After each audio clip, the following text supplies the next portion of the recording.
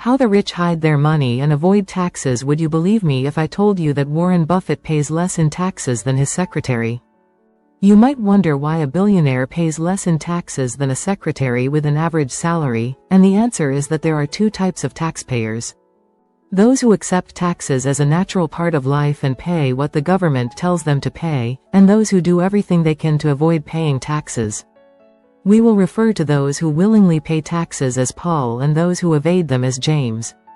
For Paul, it is not a big deal when the government knocks on his door at the end of the year. Paul, who earns $40,000 a year, pays $15,000 in income tax and moves on with his life. Sure, he would like to have more than $15,000 at his disposal, but he considers paying taxes a normal part of life. James, on the other hand, is a mid-career entrepreneur who earns a salary from a tech company he built from scratch. James has over 50 employees and his business grows every year. Unlike Paul, James hates taxes. How can the government, which has no role in the success of my business, take a large portion of my money for nothing, he thinks.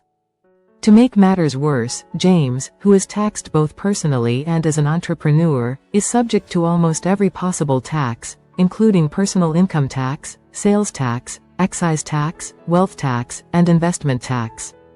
With all these potential taxes applied to his income, James decided to research how big companies avoid paying taxes when he learned that Amazon paid no income tax in 2018 despite earning over $200 billion. Determined to avoid losing a significant portion of his earnings to taxes, James sought ways to reduce the amount of corporate tax paid by his company and to reduce his personal tax bill. In his search for tax solutions, James came across the following methods. Dear viewers, if you appreciate the video and want to help us grow, we ask you to consider the idea of subscribing to our channel and making a donation to support us.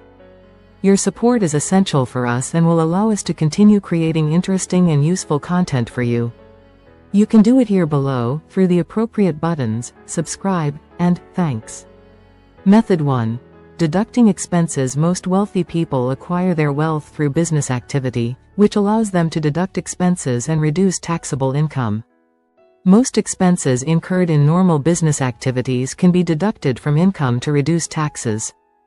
For example, suppose you run a digital marketing company and earn $200,000 a year. Without expenses, all $200,000 would be taxable. However, most businesses incur expenses that reduce the amount of taxable profits.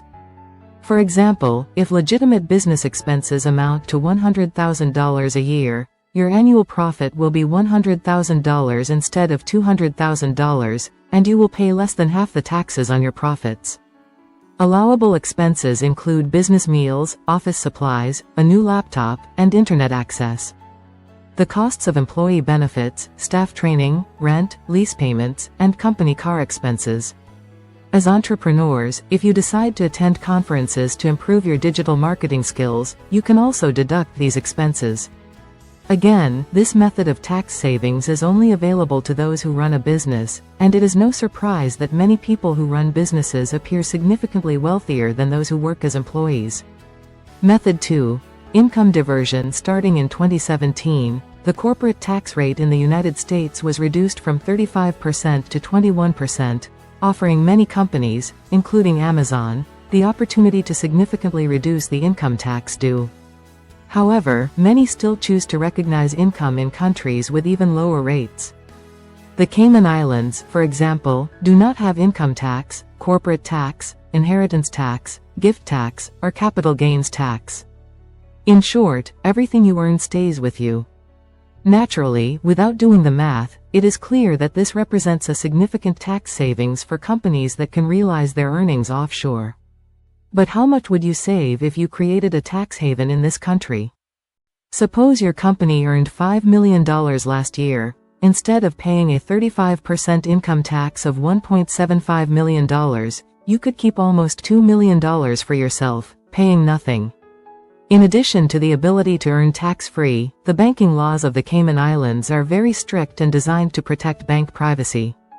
Since the Cayman Islands do not have tax treaties with other countries, the finances of offshore bank clients are protected from the tax authorities of other countries. Additionally, Cayman offshore companies are not required to file financial reports with the Cayman government authorities. Incorporating in the Cayman Islands is a very simple and streamlined process. With these advantages, it is no wonder that companies turn to these remote locations to hide their profits. Method 3. Offsetting profits and losses. Anyone who has seen the statistics on entrepreneurship knows how negative they are. According to the figures, 20% of small businesses fail in the first year, 30% in the second year, and 50% after 5 years in business.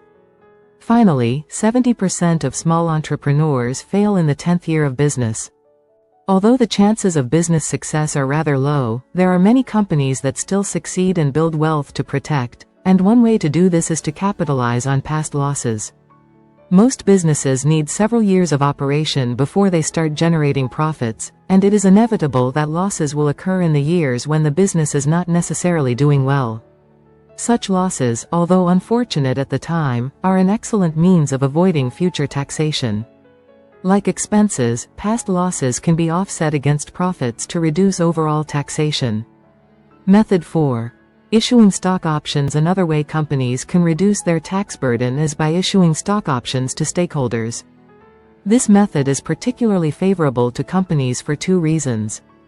First, it is recorded as an expense, thereby reducing profits and, ultimately, the amount subject to taxation. Second, it does not involve a cash outflow for the company. When issuing shares, they are recorded as an expense for accounting purposes but do not remain in the hands of the company. This means that companies can reduce their profits through expenses and maintain a strong cash position. Additionally, companies that adopt this strategy can benefit from shareholder incentives to further increase the stock price. If you own shares in the company you work for, you will make no additional effort to increase the company's stock price so that you can cash in your options to get more money. Keeping these 4 corporate tax strategies in mind, James began to feel confident that he could reduce or eliminate corporate tax, but he knew that to live, he needed to withdraw a portion of his income from the company and wanted to avoid being taxed on that money as much as possible. He decided to look for ways to reduce his personal tax burden. Method 5. Using geographic tax laws. For the past 20 years, James has run his business in the heart of Silicon Valley. However, his patience with living in a state with the highest income tax rate in the United States has finally reached its limit. With the highest tax rate of 13.3%, most of James's income is transferred to the state government, which in turn passes it on to the federal level. Although he cannot avoid federal taxes, James wondered what he could do to avoid other taxes that are eroding his personal wealth. James began to look for other states with low income tax rates and was surprised to discover that 7 states, including Texas, Nevada, and Florida, are exempt from income tax. This means they can enjoy the warm sun all year round while saving the 13.3% in taxes they currently pay. When James began to consider housing options in each of these 3 states, he wondered if there were other ways to further reduce his personal tax bill.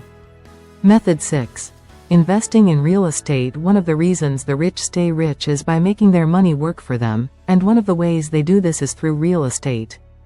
Owning real estate not only increases wealth by generating income but also acquires a depreciable asset, which from an accounting standpoint reduces the value of the asset over time, allowing for the deduction of depreciation expenses and reducing the amount of taxable income. The most common deductible expenses include property repairs and mortgage interest. The more expenses you have, the more you can reduce your tax burden. But what happens when the property depreciates? You sell the property and buy a new one. Generally, tax is due when you sell the property, but there is a 1031 exchange, which allows you to defer the tax paid on the sale if you purchase a new property within 60 days of the sale. Essentially, the property can continue to depreciate and then be sold outright without paying any tax, and the property can be used to generate rental income. Method 7. Deferring income. James studied the possibility of moving to other states and using real estate to reduce taxable income, but he still feels the need to protect a portion of his income from taxes, and another way to do this is to defer income. The most common means of tax deferral is the Individual Retirement Account, IRA. If you are an employee of a company, you probably use this type of account to save and grow your savings over time. However, this type of account can also represent a valid tax avoidance strategy. Income from work is taxable, but it is possible to deduct the amount of contributions made from taxable income, provided they were not made in the year the IRA account was funded. This strategy works particularly well for higher incomes. For example, if you have an annual income of $500,000 and are in the highest tax bracket, your income will probably be taxed up to 40%. But what if you could avoid the 40% taxation and instead have a portion of your income taxed at 20%? An IRA might be just the thing. When you contribute to an IRA, you pay no tax in the year you make the contribution. Instead, you pay taxes when you withdraw all the funds. However, since you will probably have a lower income than $500,000 at retirement, the money withdrawn will be subject to a lower tax rate, and the difference between the tax rates represents the amount saved using this income deferral technique. In the comments, share your direct experience related to the topic covered today. We want to learn more and will gladly respond to any questions. Comment to let us know how we can improve. Your like would make us happy. Do not forget to subscribe to the channel so you don't miss the next video.